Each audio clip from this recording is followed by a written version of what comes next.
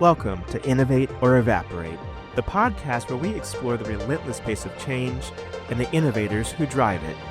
Every episode, we dive into the world of cutting-edge ideas, breakthrough technologies, and the fearless pioneers who are pushing the boundaries of what's possible. Today's guest is Mung Chiang, the 13th president of Purdue University and a globally recognized innovator in electrical and computer engineering. From his groundbreaking work at Princeton's Edge Lab to leading Purdue's transformation into a hub of innovation and talent, Mung is shaping the future of education, technology, and economic development. His journey spans from Hong Kong to the U.S., where he has relentlessly championed the integration of academia, industry, and cutting-edge research to drive impact. We'll explore how Purdue is forging America's hard tech corridor, pioneering AI-driven education, and bridging the gap between theory and real-world application, all under Mung's visionary leadership. If you're ready to uncover what it takes to lead in a rapidly evolving world, stay tuned, because it's Innovate or Evaporate.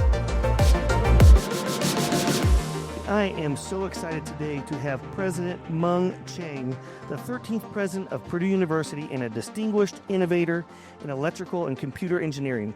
Assuming leadership on January 1st, 2023, at the age of 45, he became one of the youngest presidents of a top 50 American university in recent history. Chiang's academic journey led him to Stanford University, where he earned his BS, MS, and PhD in electrical engineering. His career commenced at Princeton University in 2004, where he rapidly ascended to full professorship by 2011. During his tenure, he founded the Princeton Edge Lab, focusing on bridging theory and practical applications in networking. In 2017, Chiang joined Purdue University as the John A. Edwardson Dean of the College of Engineering and the Roscoe H. George Distinguished Professor of Electrical and Computer Engineering. Under his leadership, Purdue's College of Engineering achieved its first back-to-back top 4 graduate ranking in the United States. Mung, welcome to Innovate or Evaporate. I am so fired up to have you as a guest on the show today, but I'd like to start a little bit going back in history. Well, boiler up to you as well, Joe. Great to be here. 92. Innovate Venture. And I love, by the way, the title of your podcast here, Innovate or Evaporate. I don't know if I can spell evaporate correctly without looking at a word here, but, they do rhyme, and you got to choose one. I'm going to choose Innovate. I like it. We always got to be disrupting ourselves, right? That's right. That's the whole yes. beat. It's like the whole theory of this is that entrepreneurs, investors, they definitely innovate. But and I think maybe it's even the important thing are all the other people that have a finger in the innovation pie, like yourself, right? Presidents of major universities that are shaping the talent that we have tomorrow. Well, universities need to innovate as well. Yeah, absolutely. My predecessor, Mitch Daniels, did a lot of great innovations at Purdue University, and the Boilermakers continue to do that. I love it. So, and we're going to get to something here in a minute about just about the Boilermakers and the global presence of Purdue. I cannot wait to jump into this. So you were born in tell me if I pronounce this correctly, Tianjin, China, and then you moved to Hong Kong at age 11. So before we kick in today, tell us a little bit about your home life. What was that like? What morals or what types of things inspired you when you were a kid? About your home life. Yeah. Well. So first of all, as you said, indeed, I arrived here at Purdue University almost 8 years ago when Mitch Daniels recruited me away from Princeton, and had a great honor to serve as the Dean of College of Engineering at Purdue at that time.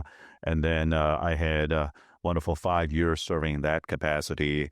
I should say 4, actually, because I did take 1 year leave of absence to serve as the Science and Technology Advisor to the U.S. Secretary of State, Secretary Mike Pompeo, and that's late 2019 to late 2020.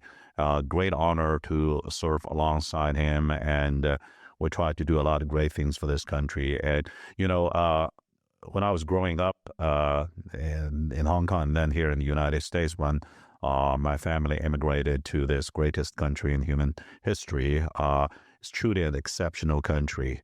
America is singular. America is exceptional. And America is that shining city on the hill. So the ability to have the freedom and the opportunity in this land is just incredible. And if you think about a university like Purdue, a public land-grant institution serving the great state of Indiana for 155 years now, we have that opportunity to give the same kind of freedom and opportunity to our students and to the next generations. And that's what excites me most. And that's why we've got a great team trying to serve that sense of mission and purpose at Purdue. So when you came to the U.S., you went to Stanford. To Stanford as a freshman. Yeah, my family already immigrated by then. I went to Stanford as a freshman, and I lived in a dorm that served 4 flavors of ice cream every lunch and dinner. And I didn't know any better. So. When I went to Purdue, we only even got vanilla or chocolate. No, well, we've got more flavors for you to choose from now. Welcome back to our dining court. Anytime I would often go to dining courts and catch up with students. And there are a couple of those dining courts where they serve 3-4 different flavors. So I had a lot of ice cream when I was a freshman at Stanford. And tried to learn a few things as well. And then I went to Princeton as an assistant professor, as you mentioned, back 20 years ago. And I also started a couple of companies. Was the CEO of the first startup that co-founded from my lab, the Princeton Edge Lab, doing wireless networking technologies. And those startups started to do much better once I was no longer the CEO. But I did try to help recruit the successor as I went back to academia. Startup is tough. To innovate is tough, and to create a new business enterprise that can sustain itself and to commercialize those technologies, that's even tougher. I know you work with great entrepreneurs and investors throughout our state here, and you know that better than I do. But, I tried it. Was really tough. I'm glad it's actually worked out quite well since. But after a while, I said, you know what? I want to go back and hide behind the eternal curtains of academia. And then one thing led to another, and I'm so honored over the past 2 years to serve in the new capacity, the same university, and we've got great things going on at Purdue. So that background, so I like to call myself sometimes a recovering entrepreneur, right? 8 businesses, 7 verticals over 32 years, I think it is. And so having that, actually starting a company, going through that, it's almost manic, right? It's almost like, it is manic being an entrepreneur, right? You're on cloud 9 in one moment and then in the gutter the next moment. Oh, the roller coasters. I always say, those entrepreneurs, they need to seek medical help.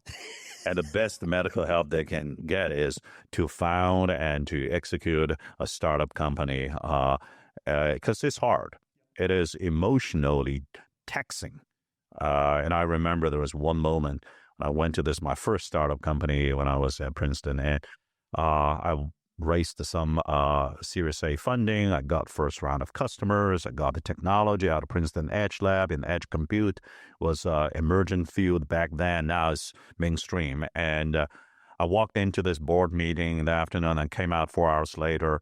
It was a late summer night in central New Jersey, and looked at the beautiful sky and said, wow, now I'm confused. I thought I knew what I was doing, but now I don't even know who's my customer anymore. I want to hedge. Professors sometimes are very good at hedging and lecturing, but in the startup business, nope, you got to put a bet somewhere. Yes.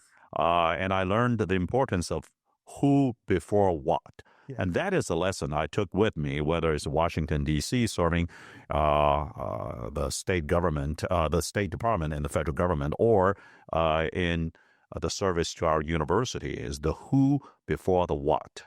I love that.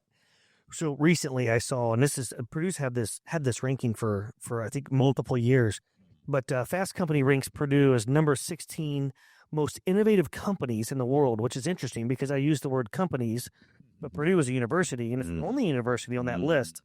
And so I think, having, and by the way, you're ahead of NASA and Disney, I think, which is amazing. I think we're between NASA and Disney. I forgot which one is ahead of us. Oh, you're right. You're right. You're just in that neighborhood. And right behind OpenAI, by the way, I think it is, and ranked number 1 in education. So your background, being an entrepreneur, you came to the university. What are some of the things that transferred into the university and how in the culture? So the culture of Purdue and how you try to promote collaboration, innovation. How do you think about that? Look, Toph, you know me, and I so appreciate getting to work with you over the years. But you know me that I'm a nerd and I'm an entrepreneur. Frankly, I have no intent or plan to get sucked into university administration, whatever that means. I'm proud to serve because, you get to help accelerate, amplify, and celebrate other people's success with a great sense of mission, as we talked about just now. But intrinsically, I'm a startup person. So we always want to say, be patient, but hurry up. And I'm like 50% the speed of Mitch Daniels, right? Maybe 40%, I don't know. And it's interesting to see that particular listing by Fast Company. And we appreciate Fast Company so much. We are the only brand that matters coming from the education category. And we are listed in that wonderful, wonderful company and the zip code for 3-4 years in a row now. So our communication marketing team, they do a great job. And our faculty and students, they do a great job. It's truly a reflection of what they do day in and day out, what they do in One Health space, in compute space, in the Mitch Daniels School of Business here in Indianapolis, and that generous spirit that even in an industry, they say companies, they do include governmental agencies like NASA, nonprofit organizations, and universities as well. And if you think about what universities can do to innovate for the benefits of our students and faculty, there's a lot that we can do. So speaking of that, how do you think about the culture? So Purdue innovates, right? You guys are moving very fast. I want to share I heard some numbers a while back, and I don't know if they're real or not, but the source was credible. But Stanford University, since they started thinking about IP transfer, tech transfer, they've done something like over 5,000 companies they've been a part of spinning out. A little over 1,400, almost 1,500 of those companies ever made $1, and about 55 of those companies ever made $1 million or more. Pointing to the fact that entrepreneurship is hard. It takes a lot of shots on goal, right? Implement that culture of IP and commercialization. How do you think about that at Purdue? Like commercialization of tech or transfer of IP? How do you think about making that more efficient? Yeah, look, if you don't shoot a 3, you're never going to make a 3, right? And by the way, just last night, the Boilermakers men's basketball, we made 19 19. It was incredible. I watched the game from beginning to end. It was amazing. Yeah, what else? Three reverse slam dunks. There was that too. 104, against the Big Ten rival. It's interesting. You highlighted the importance of giving a try, and people sometimes hesitate to say, all right, I don't know, maybe it's a bad idea. Well, it doesn't hurt to give it a try in a small pilot and see how that goes. You're always going to make some mistakes. Who before what? If you've got the right team, they'll be able to navigate and pivot. You always constantly have to pivot and refine and optimize. And that's a good word. It's not a bad word, It's right? a good word. It's a good word. In the startup world, of course, it's cliche now to say fail fast. Right. I learned fail fast in my own startup companies as CEO firsthand. Not because you love failing. The key is you got to do it fast so that you can quickly learn and recover. Yeah, I so agree with that. And I think sometimes empowering entrepreneurs to give themselves the freedom to, if something's not working, step back, be objective, step back 1 or 2 steps. Sometimes it takes a step back to go forward 3 more efficiently. Oxygen for mistakes, right? You want to give the team some oxygen for mistakes. And the key is for a company, you want to finish making those big mistakes before you run out of money. That's exactly. Or the next round of fundraising is upon your head. You're always fundraising, right? But right. Sometimes it's crunch time. And for universities, if you think about a lot of the innovations we've been doing, especially if you look at the Daniels decade, you see that we constantly optimizing and pivoting by listening to the market, listening to students, and listening to how society as a whole is moving forward. And then you keep optimizing. So let's move into partnerships. How Purdue things about partnerships with industry, Mm. right? So you're deep into multiple things with corporations, and so maybe share a little about how do you think about higher ed and those intentional relationships and partnerships with industry. Well, Toph, shall we together draw a hexagon? I think hexagon is six-sided. Is that right? Rusty on my math in English. All right. Let's say 6. We might have to set this part out. All right. All right. Don't cut it out.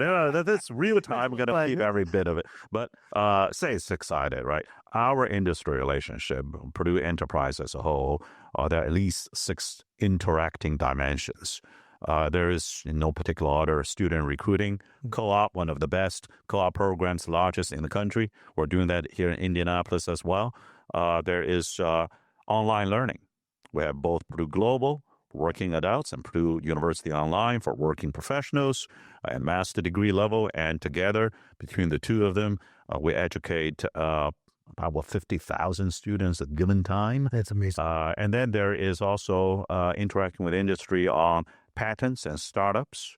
You mentioned Purdue Innovates. Yes, out of Purdue Research Foundation, in collaboration with many units at the university, we have one half of the house looking at intellectual property development, patents, for example, and licensing. That's the key. It's licensing, not only inventing, but also deploying. Right. And then the other half of the house will be entrepreneurship and startup creation by our alumni. Some of those startups license our IP, some don't, which is all fine.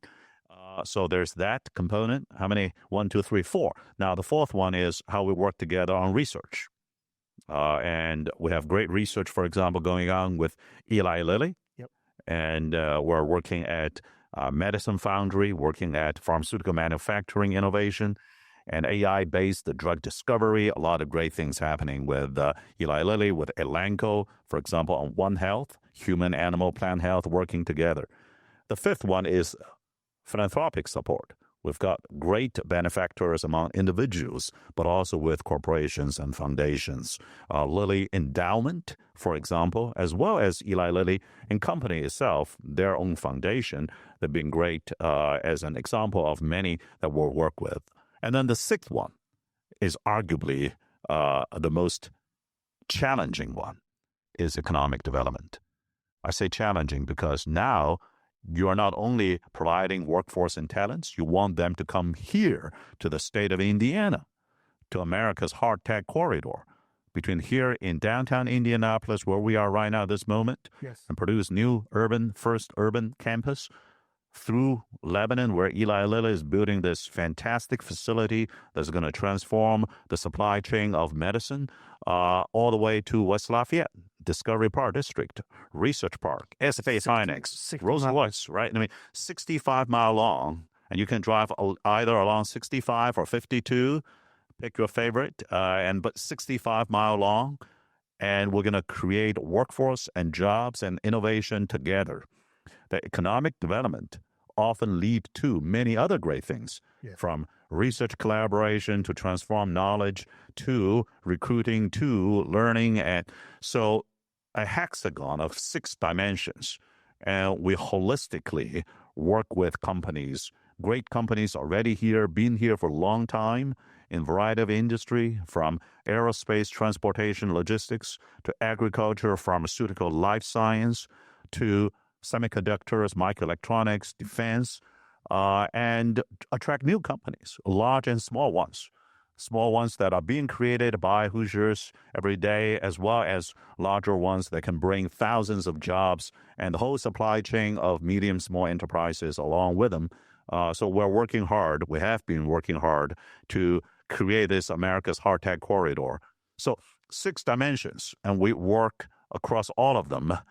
We have Office for Industry Partnership as a one-stop shop, a concierge desk. And to those who are listening right now to this podcast, if your company hasn't yet started a conversation, one of the 6 dimensions, if not all of them, with Purdue University, give me a call, shoot me an email. We'd love to talk to you. I love that. What you just described, I started to think about cross-sector.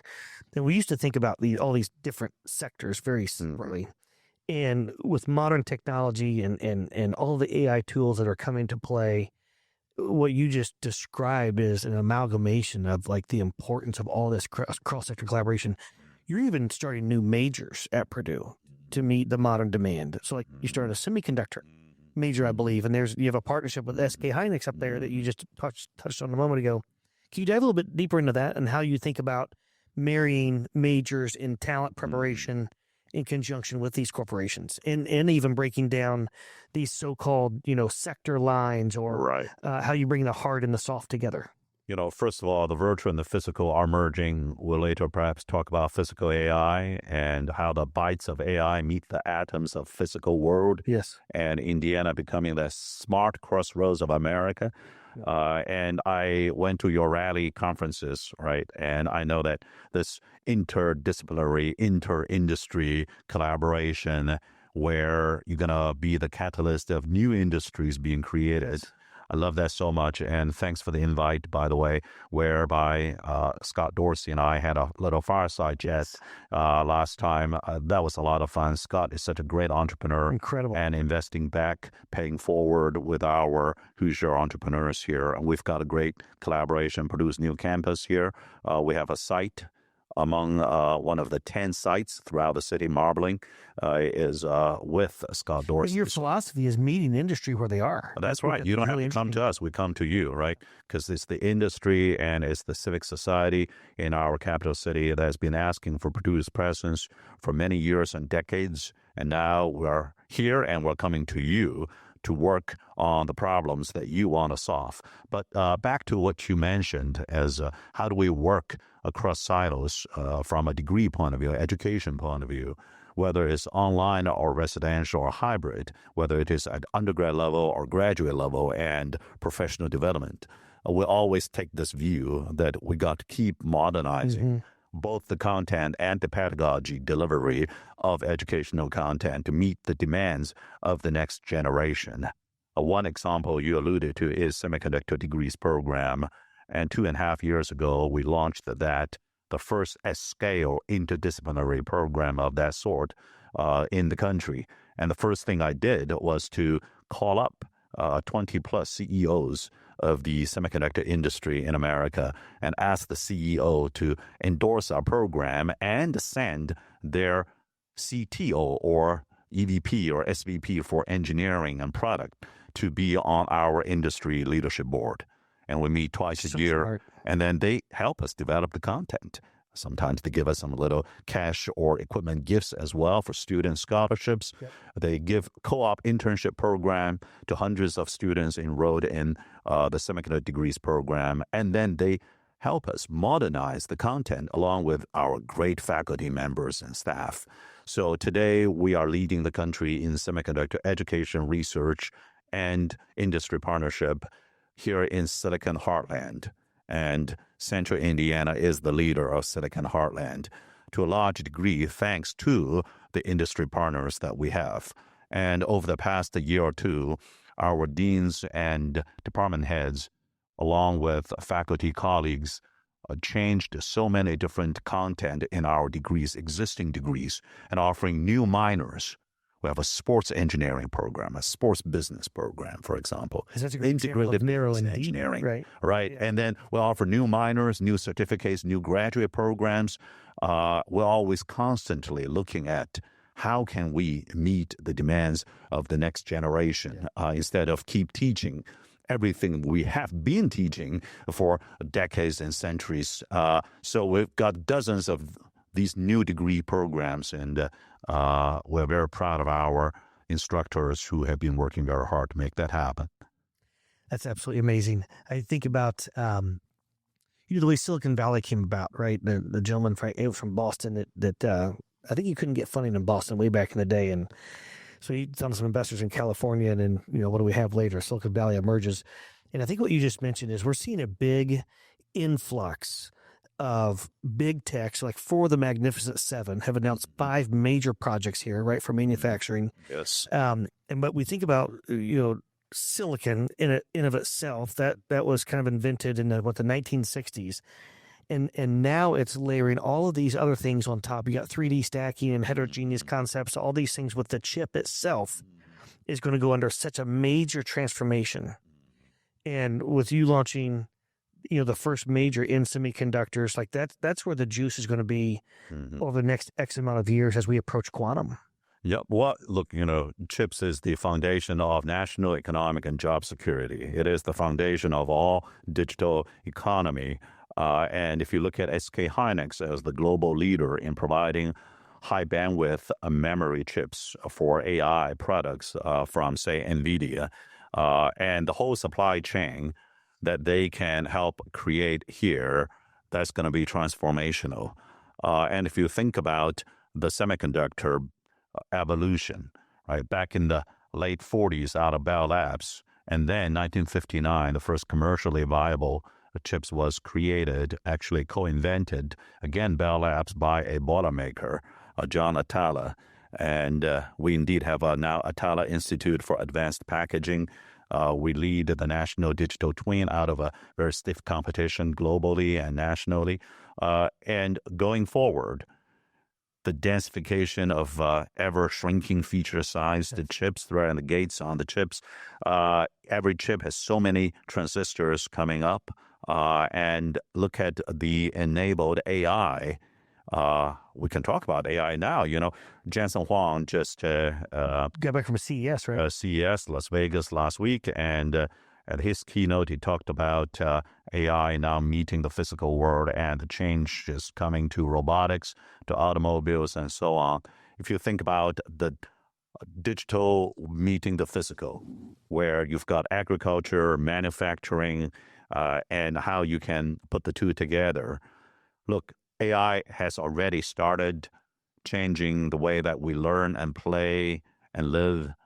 And going forward, true, it's going to eliminate many jobs, but it also is going to create many new jobs. Yes. So it's upon us to make sure that we can stay ahead of the curve. We can modernize our content and the delivery of the content using AI. We can provide the guardrails around AI, and we can do research in AI. We can start deploying using AI ourselves, but most importantly, help our state, our university, our graduates to be the ones who will be creating new jobs in the age of AI rather than be taking the jobs that's going to be eliminated by AI. So do you think, already there's a new term called software composers that's kind of started to emerge. And so these are folks that they may not have the skill set to actually write code or be a developer, but they can leverage modern technology and right, there's tools that have come out that you can in essence prompt it and it starts to write code, et cetera. And so it's almost like you're more managing this automated code that's being written. But I want to go one more level up and think about data scientists and machine learning. And if you want to solve a really, a hard problem, a lot of these algorithms have been around, these concepts have been around for centuries. We just couldn't activate them commercially because we'd have computational power and all these types of things. Well, do you think that we'll see a day in the next, let's call it 10 years, where AI or modernized tools start to replace data scientists that are developing novel, unique, math to solve, I don't know what problem, but do you think we'll see that where they're more of the human interface, making sure that it's going the right direction? No, well, I know that people are already talking about software that can write software and AI that can stop AI. And so we want to always have human beings focus on what human beings are uniquely capable of doing. I'm an optimist. I believe that with proper guardrails, AI will help make more interesting human beings and make our lives easier, more productive. And it was going to be a boost to individual opportunities and freedom. But there is the real concern that if not done properly, and the fear of 1984 from a freedom point of view, the fear of economic shift from a labor market point of view, that's real. So it's upon us to make sure that in our education research, we can get the best out of the age of AI. So that's why we have two actually majors. Both are very popular. One is in computer science, and it's a AI technical major. And we don't just teach how can you use AI of today, but how can you use AI of today to create jobs of tomorrow. Interesting. For other sectors. But then we also have another major out of philosophy department where we talk about AI and ethics, AI and individual responsibilities, maybe debate AI and free will. Yes. Can AI one day, especially when it's combined with not just data and silicon computing power, but also the physical world, the robotics and so on, and you start to wonder, all right, what is uniquely human then? Right? Can AI suffer? Can AI laugh and dream and cry as we do as human beings? And by the way, if machines cannot suffer, are they truly at the age of blurring humanity or not? If they cannot dream dreams, and if they cannot laugh and cry the way we do as human beings, maybe they are not there yet. So look, I'm an optimist.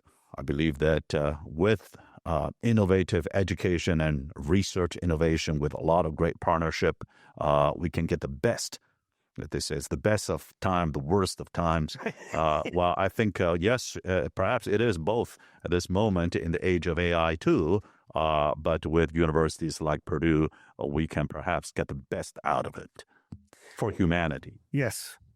That's interesting. When you talk about those majors with AI, I mean, philosophy to engineering, I know it's a big range. Do the students, do they get exposure to the different types of curriculum? I guess philosophy majors might not be designing, redesigning 3D stacking for chips, right? But like, is there some cross exposure? Yes, absolutely. We don't all have to be doing the same thing. But it's good to have the exposure. And we have this cornerstone program from liberal arts so that engineers can also understand and appreciate the liberal arts and vice versa. So you're exactly right. That's awesome. I love it. So let's talk about maybe touching on a little bit of how you think about Purdue and global reach. So, will Purdue ever have global campuses or campuses in... Because you do have Purdue Global, right, where you can take virtual classes, right, anywhere in the world, I think. But how do you think about that? What could the future look like? So first of all, Purdue is very proud and will always be proud to serve as our state, Indiana's public language institution. We're very proud to be the only university, public or private, from this state to be ranked among the world's top 100 by both QS and Times Higher Ed this year. And we are proud of the whole system, including the extension offices in every one of the 92 counties. I've been to many and soon will complete the tour of every one of them. I don't just drive through. I stop and go talk to our extension office over there. We're proud of Purdue Fort Wayne, Purdue Northwest, regional universities. Maybe before the time is up here, we can talk a bit about here in Indianapolis. Yes. It's an integral part of the main campus.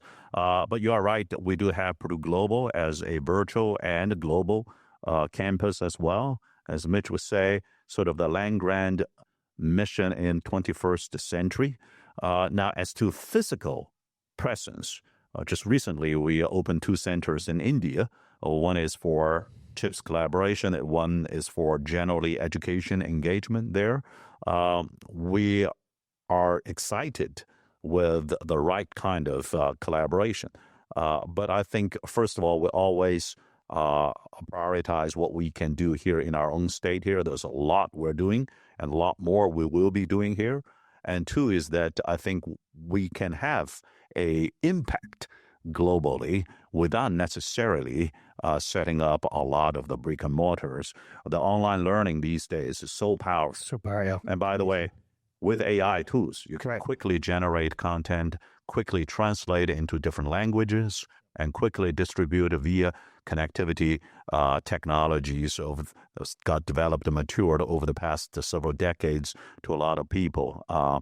But if you think about our presence here in Indianapolis, now that is a big focus. Let's talk about that for a minute. Yes.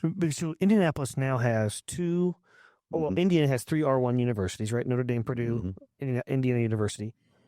But now Indianapolis has 2 R1 universities, right? So Purdue, so the traditional IUPUI, right? We split? Was it just this year? Yeah, I don't want to interrupt you, but I think right now is one R1 because for IU, if I'm not mistaken, it's a regional IUI, Okay. and they're doing great work. They're doing great work and a wonderful partner. For Purdue, it is not a regional university. It is a integrated part of the main campus as an R1. But taxonomy aside, what's important is that we are investing along with partners here in our capital city, and we've not been given the chance to do that for many, many decades until now, and we're going to see 1 + 1 = 3 here. We appreciate deeply the partnership with state legislature, with the local business and civic communities, as mentioned, and also with IUI, the regional university campus here in the IU system. And I think together, we can help further elevate. Well, your elevate venture. I like that word elevate, evaporate. I'm learning new words here today. Together, elevate and accelerate. Yes. This great city. Yeah, it's so exciting, right? Having an R1 university right here in the capital city, in such close proximity to even more corporate partners. The things that you mentioned earlier. And by the way, we're just getting started. We're just getting started. Scratching the surface, right? That's right. It's a startup. If you think about it, it is. You've done a startup. I've done 3, and I was very involved in particular the first one. And like any startup, you got to listen to the market. You got to pivot. You got to have the best team. And wow, boy, don't we have the best team imaginable with Dan Hassler as the chief operating officer, because it's not a separate regional campus. Yep. Therefore, we don't have a separate chancellor, but we do have a great chief operating officer in Dan Hassler, David Umalis on the academic side, reporting to the provost office. And then we have just amazing teams here, from physical facility to communications and marketing to finance to engagement, community partnership, particularly modeling throughout the whole city of Indianapolis. We had this total solar eclipse last year. Remember that? That was It was wild. And it was in the middle of SK Hynix announcement and middle of the March Madness Final Four. The best place in the country to watch it, wasn't it? I think. One of the best. And then they got some cloud down in Texas. So all the news media then quickly hurried up to Indianapolis. Indianapolis got a pretty busy year last year. That was amazing. So I say totality is the totality of Purdue to the totality of Indianapolis. We inherited a portion of what used to be known as IUPUI, but that's just the beginning. We're already breaking new degrees and majors here, from integrated business engineering out of Mitch Daniels School of Business, and coming up, anything that's health related. We're going to offer those majors starting here, and we're going to pretty much bring every one of the many departments we have in West Lafayette to have a starting physical location here in Indianapolis. But also it's the totality of the city. Yes. It's not restricted only to the campus, but our campus is the whole city. We have already, on day 1, July 1 last year, 10 different locations throughout the city. And wherever it makes sense for us to be with you, the business partner, the civic community partner, we're going to create a location right next to you where you are today. That's amazing. Has Purdue decided how many, is there a goal yet for how many students you want to have in Indianapolis versus West Lafayette? As it makes sense. It makes sense. As many as it is healthy and useful for the city's economic growth. As many as there is quality demand for, and there's huge demand surging, and as many as we expand the offering totality of new degrees here and new locations throughout the city, as many as that would demand. Yeah. So we don't want to a priori artificially cap the growth potential. Organic. We believe in the future of our state, our city. We're doubling down on our investments right here. So we will have tremendous growth. Yeah. So exciting. All right, well, just 2 other short topics here. We're going to get a rapid round. So let's touch on just real quick public policy and how you think about public policy and the role of universities. Are the things that Purdue's involved in now at the state and the federal level, or how do you think about that with how universities, with the onslaught of AI, developing that talent, and how that might parlay into helping to shape public policy? Well, first of all, our commitment to excellence at scale with affordability, that in of You had a itself, freeze on tuition, by the way, for freezing tuition now for 13 years, announced, starting with Mitch year one and going forward.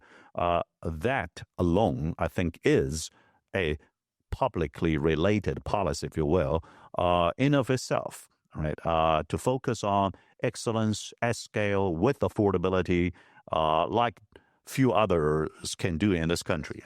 But also our focus on co-creation of workforce, jobs, and innovation. We always say, without workforce, jobs won't come or be created. right. Without jobs, workforce won't stay. And without innovation, you cannot sustain the co-creation of workforce and jobs at the same time as new technologies rewrite the economic equations for many industries. So I think, first of all, those focus points that Purdue is so proud of and intensely focusing on over the years, in and of itself, is a public good. Yes. Now, furthermore, yes, on a lot of policies within the state and across the country, we love to contribute whatever we could. By the way, Happy New Year, and we're very excited working with Secretary David Adams. He's going to be amazing. He will be amazing. He is amazing as a leader. And, we've had many rounds of conversations leading up to today. And we know that we have so much potential here. Yes. There's that hunger, that fire in the belly, that intensity and intentionality to say that as a state, as a university, as a national asset, as a university in Purdue, we have so much more that we can do. We're proud of the past, and we're going to charter a future that's going to be creating the jobs and the workforce and innovation of tomorrow. We'll never rest until we can always be that one brick higher, building into that future. I love that. I like to use this phrase, intentional connectivity, and that intentional connectivity between public and private sectors, right? Between the state government, between the university leaders, between investors and the ecosystem, it all has to connect and play together. Yeah, and innovate or evaporate. Now I'm starting to recall my basic grammar lessons. I guess you're saying that you got to choose one, because if you don't choose innovate, you will evaporate. You will evaporate. I've never seen it go this fast. Yes. So I graduated from Purdue in '92, and I've never seen or felt or witnessed a rate of change as fast as the last 12 months. And it literally is an exponential acceleration, which is why we came up with that name. It's like it's fatal. If you do not innovate, you will evaporate. Not only you have to be better and more innovative tomorrow than you are today, but also you got to do that better and faster than all the competitors. Right. And let's just say within our own country, we've got competing states. Some are neighbors. Yes. Ohio, Michigan, right? And you look at other competitors from Texas and Arizona and Florida and Tennessee and North Carolina. And of course, there's also New York and California. And I don't want to disrespect any other states by not mentioning their names. But frankly, all the other 49 states, right, they are also trying to swim better and faster than yesterday. So not only we've got to be better as a state and university tomorrow than today, we have to be better at an accelerated pace. Yes. As nerds, that second derivative. How about that? Such a nerdy word in your podcast. I love it. All right. I don't even remember what derivative is anymore. I think it's talking about acceleration. Now, correct me if I'm wrong here. You got to accelerate. Yes. You got to be better than yourself. You got to be better than yourself faster than the others are becoming better than themselves too. Right. That's right. Nobody's staying still. Nobody is staying behind. So you got to compete. See, the beauty of something like NCAA, men's basketball, women's basketball tournament is that You got to compete not just in your own conference and league, not just Big Ten, different style throughout the whole country. And you got to keep winning one after another, right? For basketball, you got to win 6 games to be champions. You got to win 5 games nonstop in a year, within a few weeks, to get to the championship game, like the Boilermakers did last season, right? Yes. Wow, that's tough. Because guess what? Every game, one team wins, the other team loses. Yep. And you got to show up every day because you got to show up every day. You got to show up. You got to practice. You got to be determined. You got to say, I want to be that winner. Yeah. This game, next game there. And we've been winning. Look at the deals that Purdue helped our state win. From SK Hynix, almost $4 billion to start with, advanced packaging for advanced memory AI chips, to many other companies coming to West Lafayette over the past few years. The big ones, for example, Saab, Rolls-Royce, and then compounding on what we already have in Subaru, in GE Aviation, in Wabash. And that's just one industry sector, the transportation, logistics, aerospace, defense industry. And we've got quite a few other industries. Look at digital agriculture, one of the startups we host in Purdue Research Park, just raised a lot of money in a new round of funding at a very, very high multi-unicorn valuation. And we are looking at the set of winnings that we've been able to achieve. And you say, well, what do we do tomorrow? And I say, we got to win more. There's never enough. It's never enough. Good enough is not enough. And we cannot sit back and relax. And we say, you know what? That's wonderful. Let's keep going. Let's keep winning. And stay curious, right? Stay curious. Curiosity is the foundation of all learning and education. Purdue is fundamentally an institution of curiosity. It's all about learning. It's about creation, dissemination, and deployment of new knowledge. So you've got to be curious every single day, 24/7. I love it. All right. Well, we're going to move into rapid fire. Any high-level topics that we didn't chat about today? I thought this has already been pretty rapid fire. This is pretty rapid fire. This is awesome. I've learned a lot today, too. That I'm pretty up to speed on Purdue. I learned several new things today. This is awesome. Oh, well, I'm going to quiz you later and see, hey, which are the 4 pillars? Hey, by the way, which are the 4 pillars? Till I say, the Board of Trustees declared these 4 strategic pillars over the past 2 years. One is our first urban campus, Indianapolis.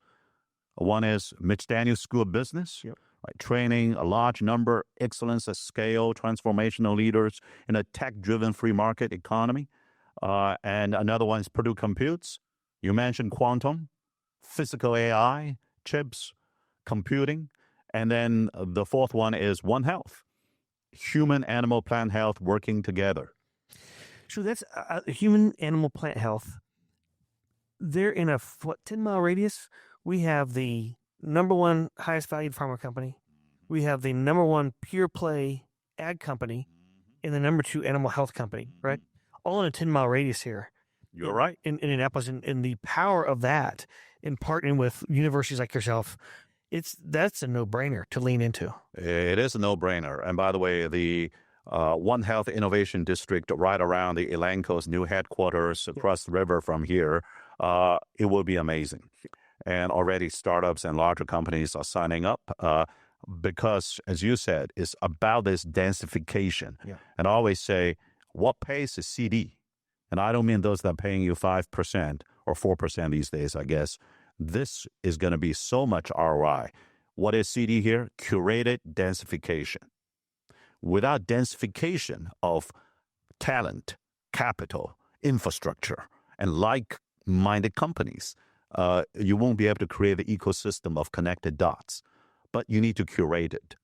Rather than trying to do as an underdog, perhaps, 20% well of 100% stuff under the sun. They say, pick 10% of what's under the sun and do an 120% job of it, right? If you do curated densification around different locations throughout the state, as I mentioned, we're proud of every location Purdue has to serve the state. Then through that CD, curated densification, then you can be the best in whatever you choose to do, doubling down on your existing strength. our traditional strength in advanced manufacturing, in digital agriculture, in transportation, among others, in pharmaceutical.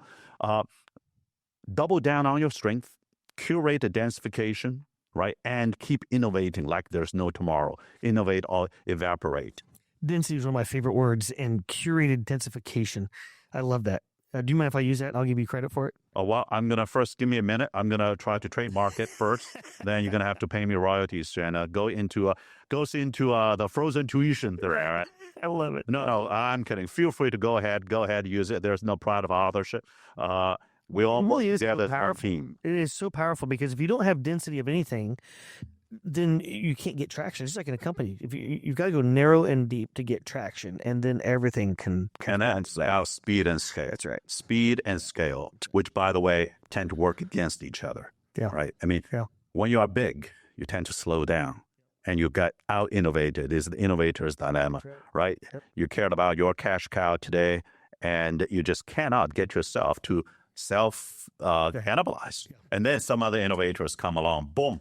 They're cheaper, and then one day you wake up and say, oh, no, now they are leading. So you got to always be on your toes. Think about tomorrow. Think about the kind of economic growth agenda that you can give to our own state here. And Purdue will work. We cannot do this alone. We'll continue to work with all the partners, including Innovate Ventures and all the startups in that ecosystem. And let's work together because together we can innovate with a kind of speed and scale together. I love it. All right. I love it. I'm so fired up. So I got to go back to work. Let's hit some rapid fire questions. All right. So I've had too much coffee today. I don't know. So these are, so feel free to pass 1 word, 5 words, however you want to answer these. Professors, once we start talking, we can't stop, as you can tell. I'll try. All right, here we go. We're going to rattle through 4 of them. So what is one thing in your industry that you think people should stop doing? So maybe one thing in higher ed that people should stop doing. These are tough, rapid fire, Gee, I got to think about it because there's quite a few. But I'm going to try to be brief and say that reduce the paperwork. Oh, that's a great one. Fewer signatures on every form. Yeah, that's a great one. What is one thing or a process or a habit that you think leads to the best ability to disrupt or innovate? So one thing that lends itself to the best ability to innovate or disrupt yourself. Allow your team to disagree within the team. Let the team members debate. And I'm trying to learn this better myself too. Don't jump in and try to dictate the answers. Let there be a range of different opinions within your team. By the way, you want to hire the A-team players. We've got an A-team here at Purdue, and A-team players keep hiring A-team players as well, just like in any startup company. Yeah.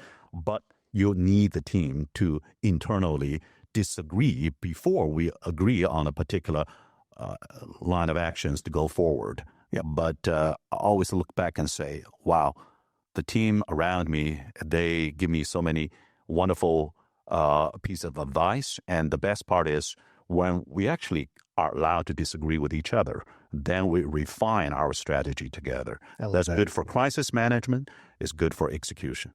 A's hire A's, B's hire C's. That's right. And let the A players have that oxygen to make mistakes and have the freedom to disagree with each other. Yeah, I love that. That's great.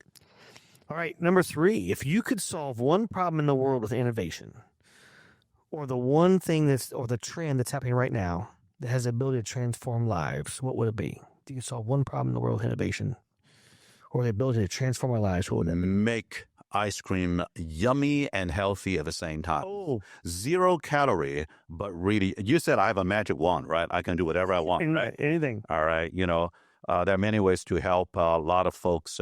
I'm taking clearly a half-joking approach here to answer your question here, but 0 calorie and yet just as yummy.